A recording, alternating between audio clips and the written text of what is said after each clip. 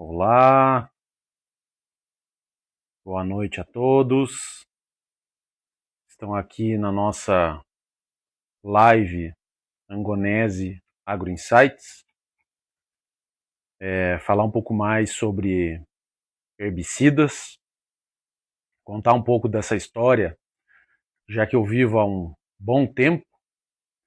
Estou me apresentando, sou André Formiguera Angonese, fundei a Angonese Agro Insights aí em 2025, metade de 2025. Colocando em prática mesmo, praticamente aí há 30 ou 40 dias, essa consultoria, participando dos canais do Instagram, do LinkedIn, possuo também um canal no WhatsApp, que fica mais fácil para compartilhamento. Então quem quiser entrar, e também no YouTube, quem quiser entrar aqui nos canais de acesso, só entrar nos links da bio e poder estar participando aí para estar contribuindo no dia a dia de vocês e principalmente com informações para as culturas da soja, do milho segunda safra, também na sequência feijão e na cultura do trigo.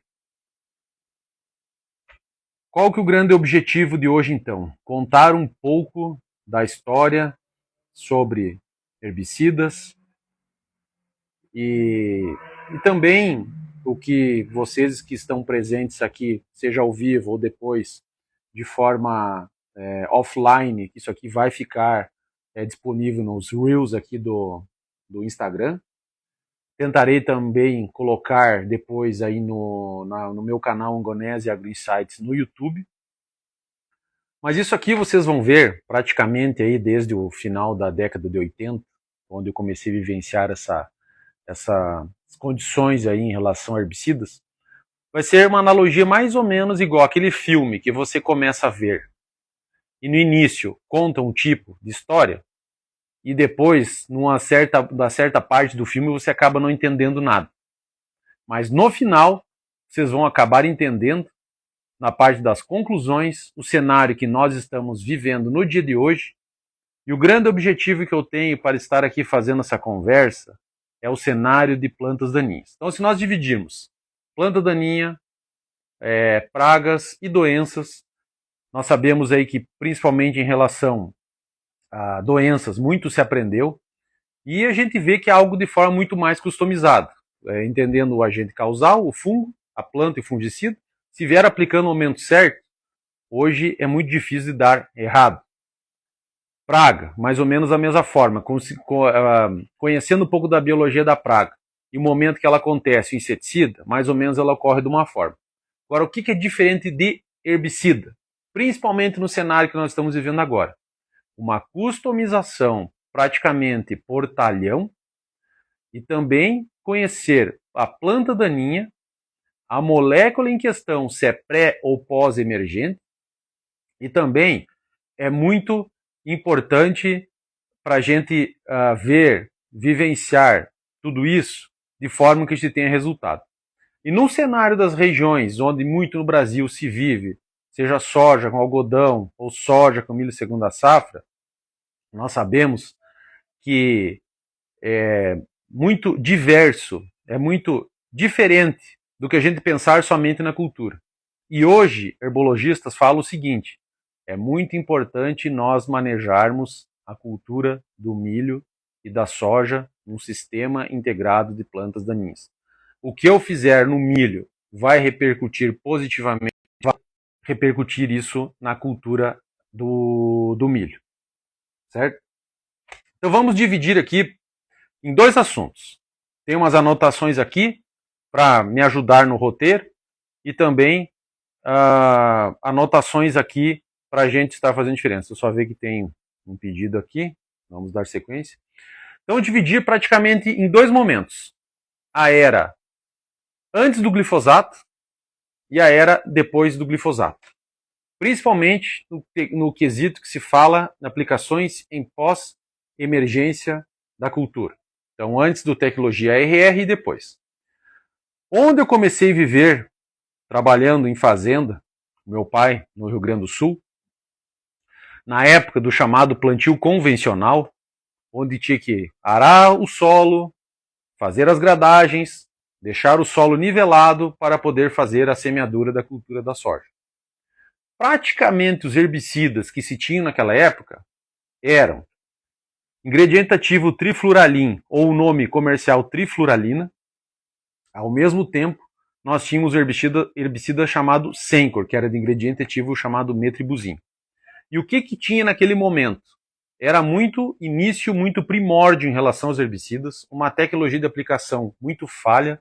As barras de pulverizadores que nós tínhamos naquela época eram em torno de 6 a 8 metros, eram pulverizadores muito pequenos. E os herbicidas eram apenas de ação pré-emergente da planta daninha e pré-emergente da cultura. E muito importante era o seguinte, você tinha que fazer a aplicação do herbicida e já fazer uma gradagem para fazer a incorporação do herbicida. Senão, ele volatilizava, ele se perdia no ar. Então, era isso que a gente conseguia ver aí na questão. O que era muito importante nesse momento? Que plantas daninhas nós tínhamos? Plantas daninhas de folhas estreitas, plantas daninhas de folha larga. O que era importante naquela época?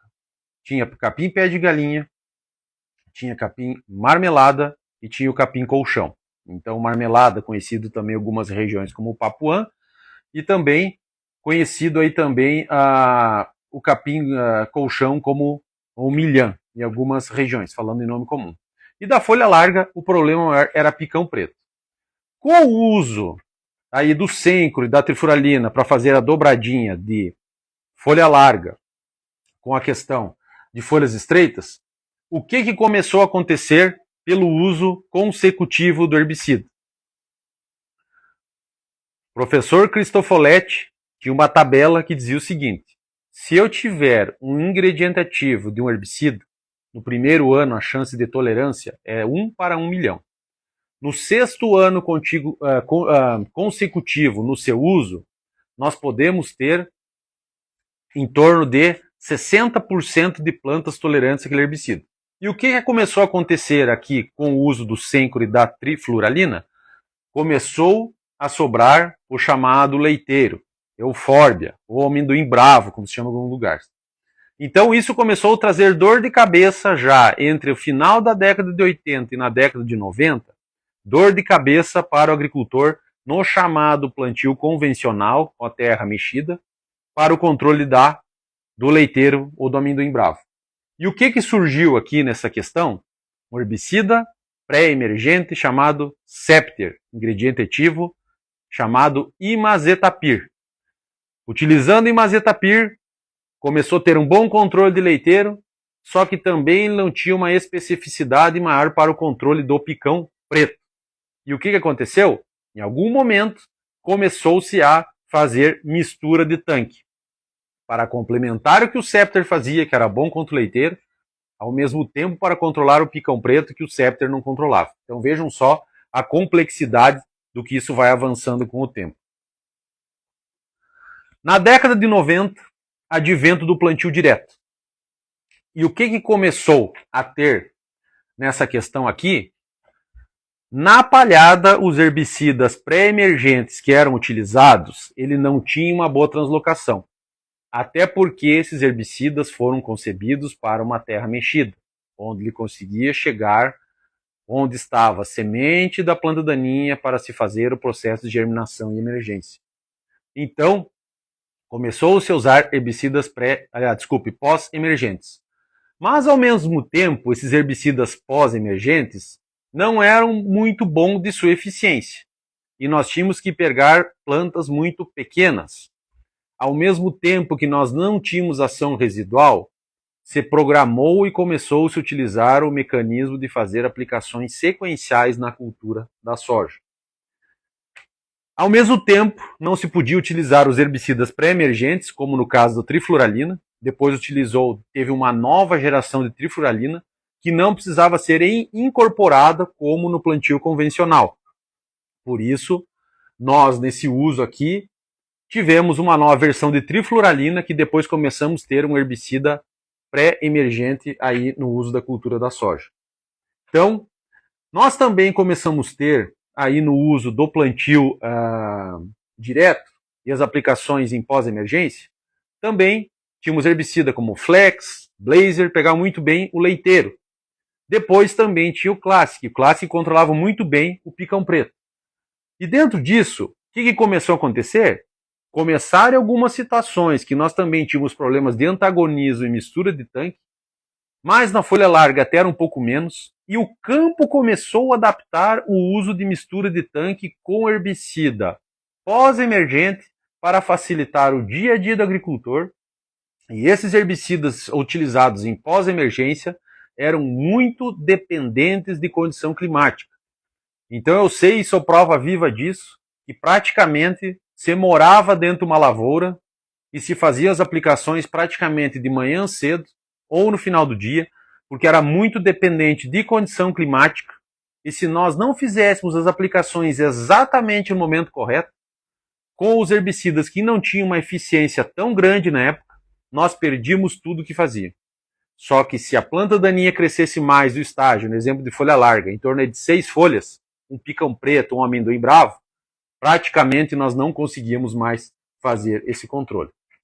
Ao mesmo tempo, dentro desses herbicidas, começou a evolução.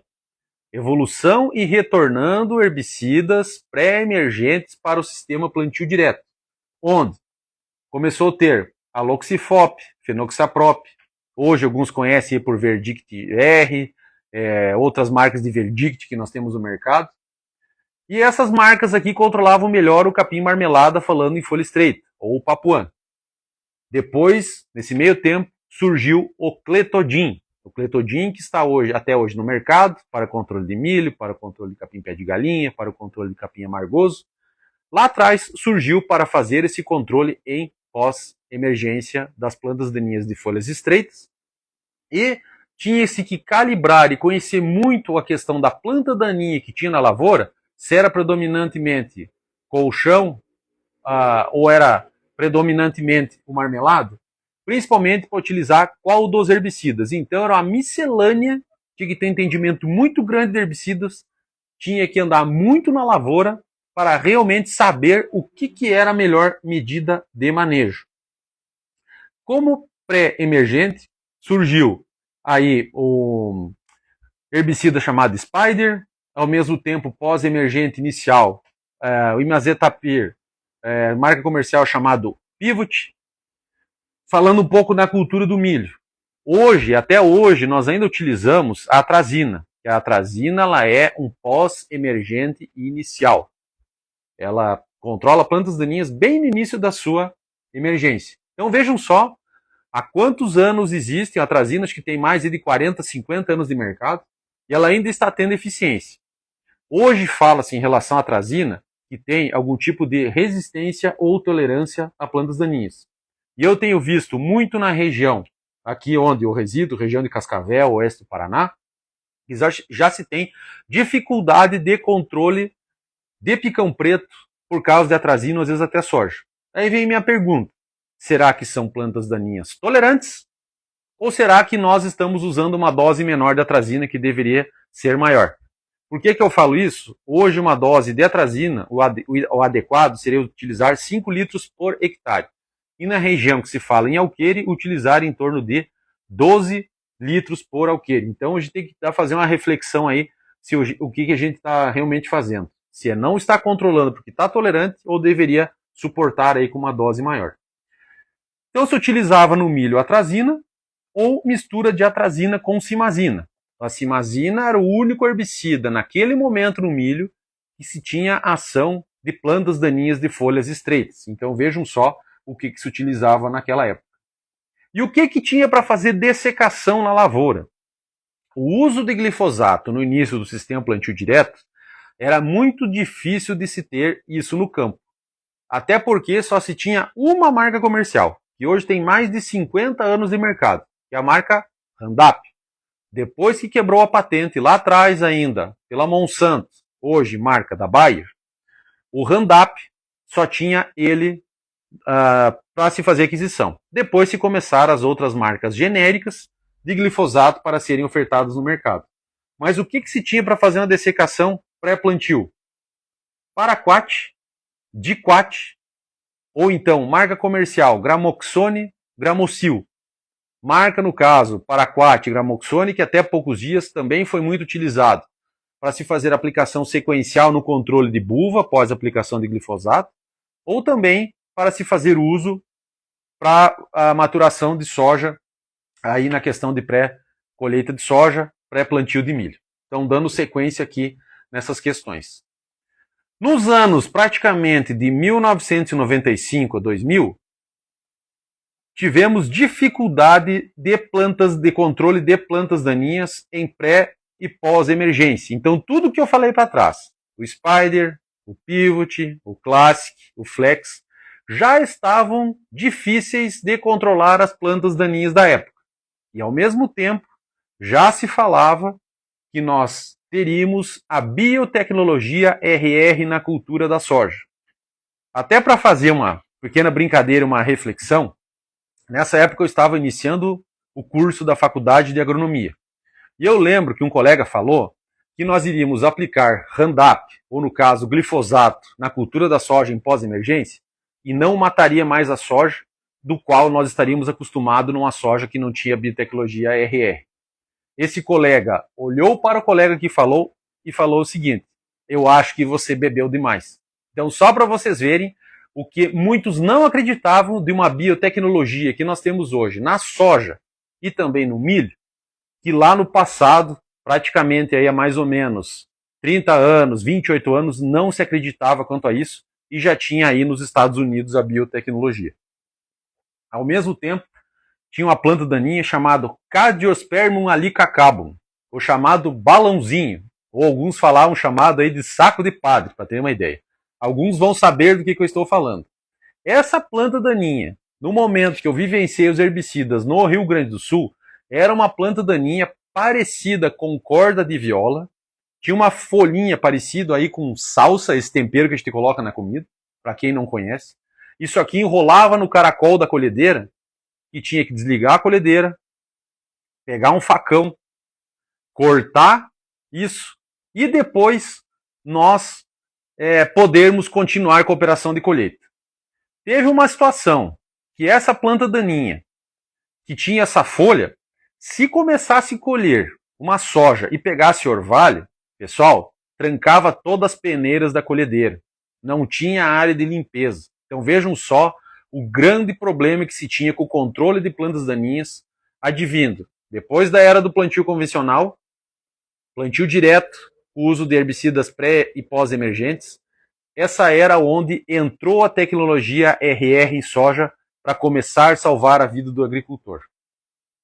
No Rio Grande do Sul, contextualizando, começaram a entrar soja contrabandeada da Argentina, onde alguns agricultores começaram a plantar, não queriam saber se era ou não doente, até porque quase não se utilizava fungicidas na soja naquela época. Depois, não queriam saber nem ao mesmo tempo o quanto produzia. O propósito número 1 do agricultor era conseguir colher uma lavoura limpa, onde tinha flexibilidade de uso por parte do glifosato. Se perdesse um pouco o ponto de fazer a pulverização, como nos outros herbicidas em pós-emergência, com o glifosato dava conta. Ao mesmo tempo, foi-se aprendendo que não podia atrasar demais a aplicação do glifosato, porque também tinha concorrência com plantas daninhas. Eu vivenciei nessa época também que tinha agricultores que deixavam a planta daninha concorrer com a soja, você vinha e fazia uma aplicação de glifosato, lavoura limpa. Ao mesmo tempo, não se media quanto poderia estar perdendo de produtividade. Nessa época aqui, pessoal, que foram as primeiras coletadeiras New Holland que surgiram com peneira autonivelante. Então, quem tinha peneira autonivelante para colher essas áreas sujas, era onde tinha uma vantagem competitiva de deixar a peneira nivelada e tinha uma menor perda de soja aí na lavoura. Vamos seguindo aqui. Também sabemos que a questão da legalização da soja RR começou sendo contrabandeada através do Rio Grande do Sul, via Argentina. Depois começou a ser disseminada e liberada no Brasil. e o estado do Paraná demorou um pouco mais essa liberação.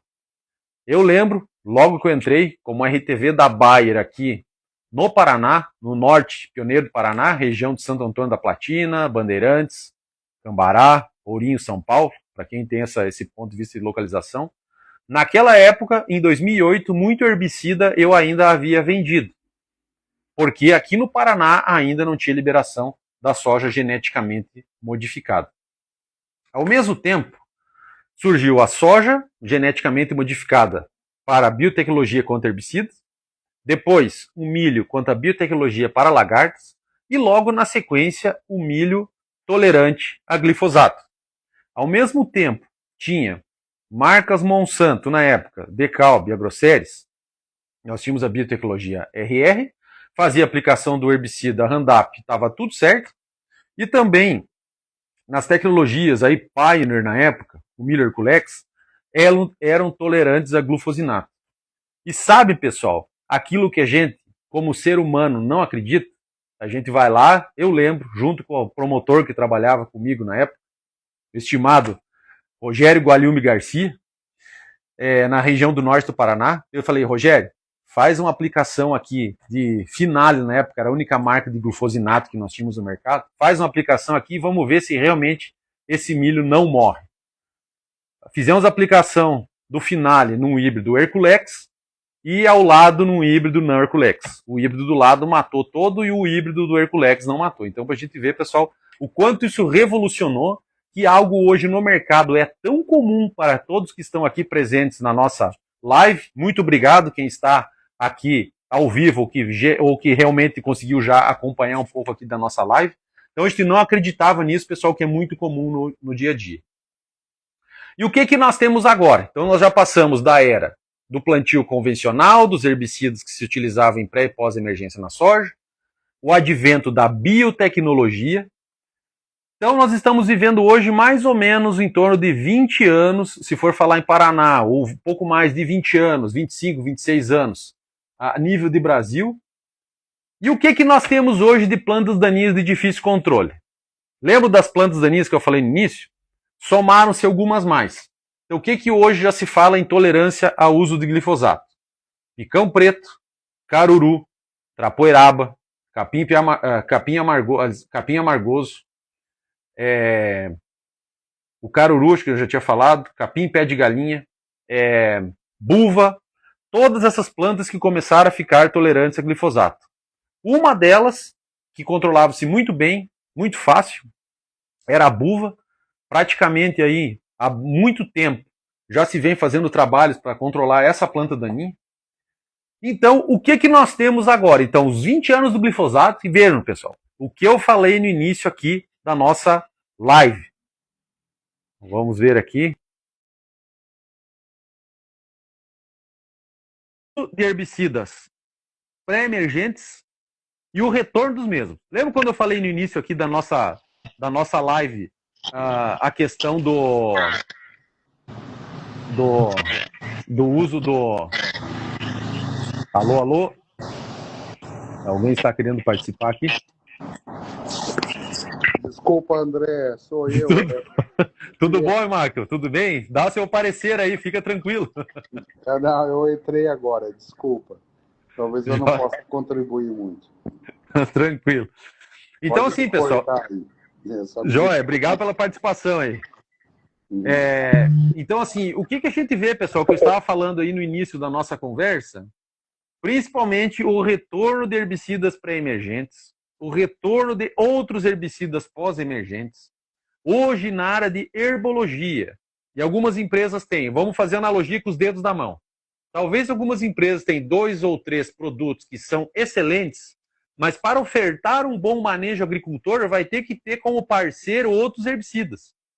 Esse é um ponto. O segundo ponto, se nós pensarmos apenas sistema soja, milho, segunda safra, pensarmos apenas no manejo, principalmente só na entre safra, vai ficar difícil o manejo, porque principalmente no mês de agosto, nós temos alguns problemas, que é normalmente onde acontece, falando no oeste do Paraná, norte do Paraná, nessas regiões aí de transição de colheita de milho safrinha para o plantio da soja.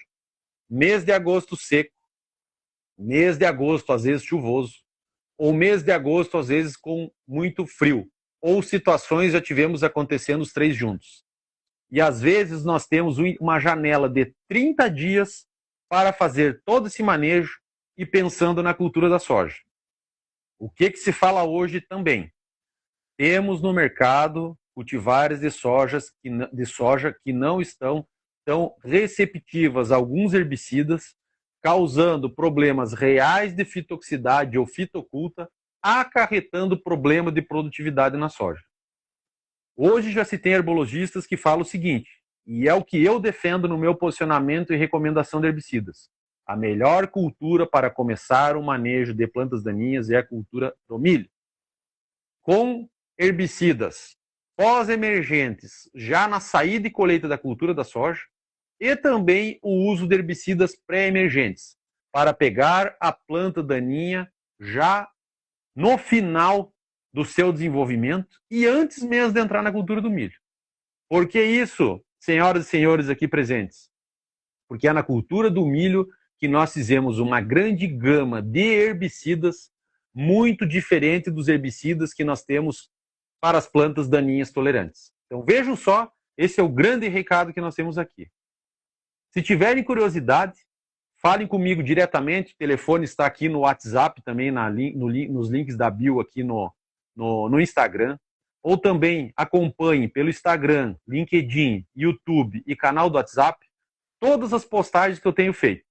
Agora, o que eu quero dizer com isso, pessoal? Eu tenho hoje construído um tabuleiro de recomendação de herbicida. Por que tabuleiro? E tem alguns momentos que nós temos algum quadrado que vai ficar dentro ou ficar fora.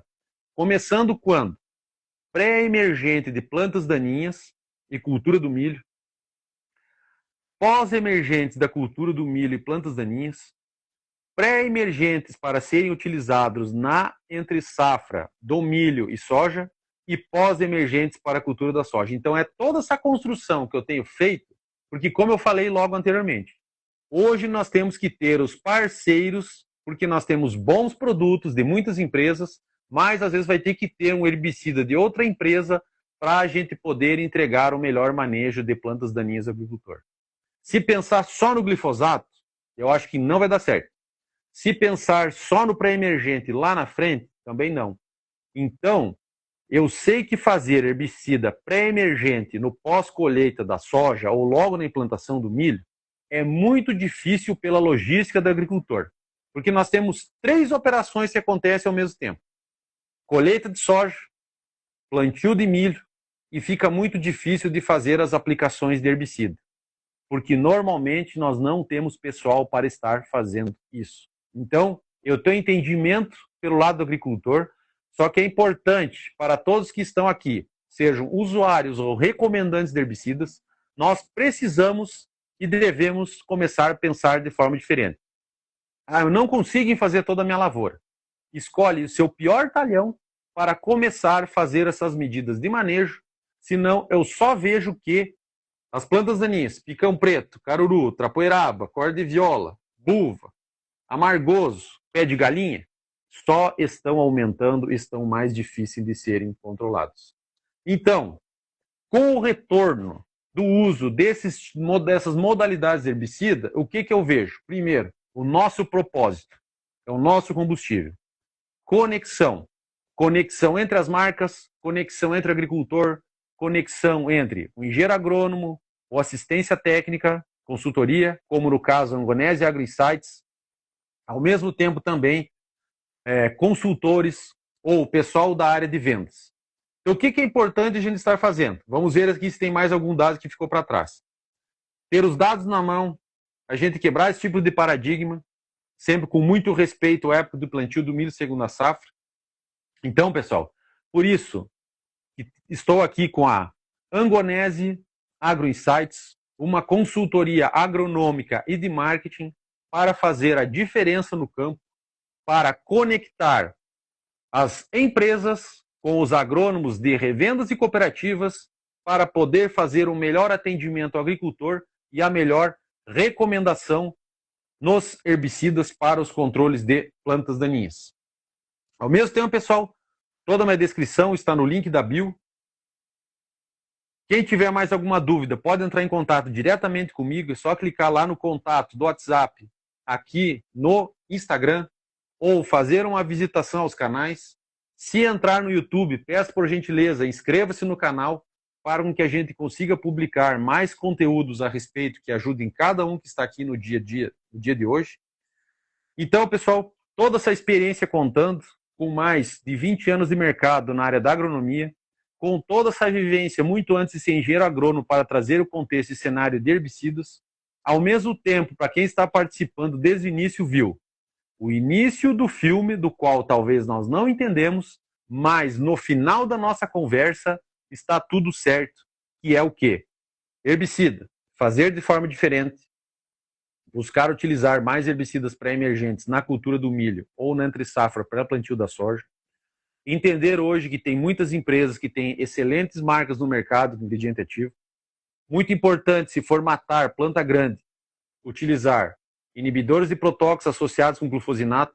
Dentro disso entra o pré-emergente, já na implantação da cultura do milho. Repetindo, como eu falei, todo o entendimento em relação à dificuldade de logística do agricultor. Eu tenho muito respeito quanto a isso. Não adianta a gente vir com práticas mirabolantes do qual o agricultor não consegue fazer.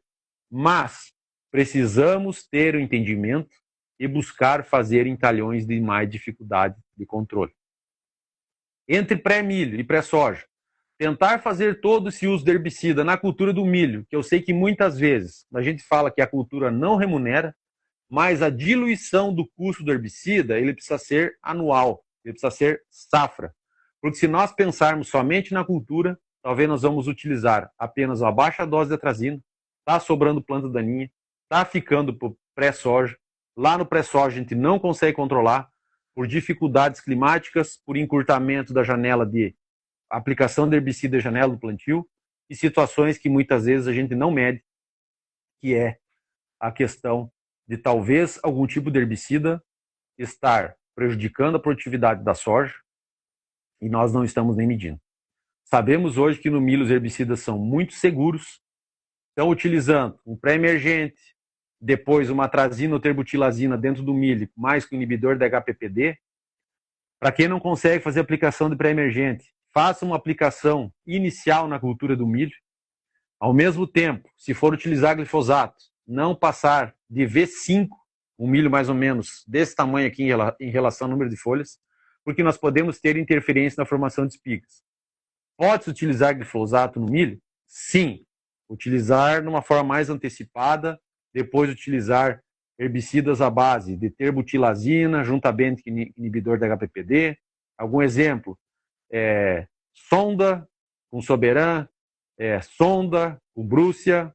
Ao mesmo tempo temos aí herbicida chamado Ápice, tem mistura aí de mesotriona também com terbutilazina.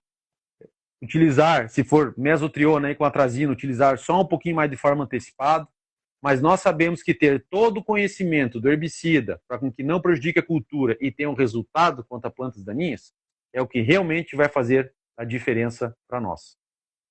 Ao mesmo tempo, é muito importante estar trazendo isso para vocês, para quem está aqui assistindo, ou para quem já saiu aqui da nossa live, vai ficar disponível aqui nos Reels.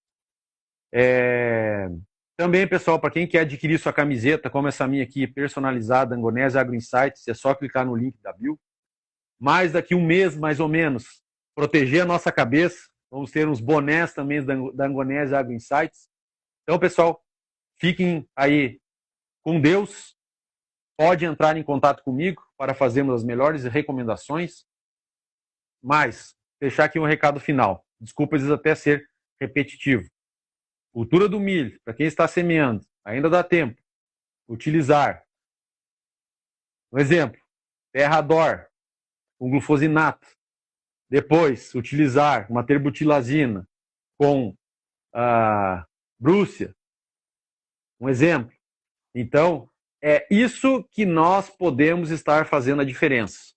Sem dúvida, converse com o representante comercial ou RTV da marca. Tem mais alguma dúvida? Angonese Agro Insights à disposição. Temos aqui também engenheiros agrônomos capacitados que estão aqui presentes na nossa live da qual, obrigado aqui pela participação aqui, não vou poder citar nome, senão eu vou deixar talvez algum para trás. Mas pessoas do qual convivi e convivo e tenho certeza que fazem a diferença, têm muito conhecimento, principalmente por causa de 2 motivos. Estudam muito e têm o respaldo da cooperativa, distribuição, empresa que trabalho, e vão muito para o campo. Só tem um jeito, pessoal, da gente fazer uma melhor tomada de decisão. É ir no campo, saber o que está acontecendo, ir no campo novamente para ver se aquilo que a gente fez está dando certo. Então, pessoal, muito importante para nós. Eu agradeço a todos. Vou estar encerrando aqui a nossa live agora, mas não esqueçam, Angonese Agro Insights, estratégia que gera resultados a serviço do agro. Muito obrigado, um bom descanso a todos.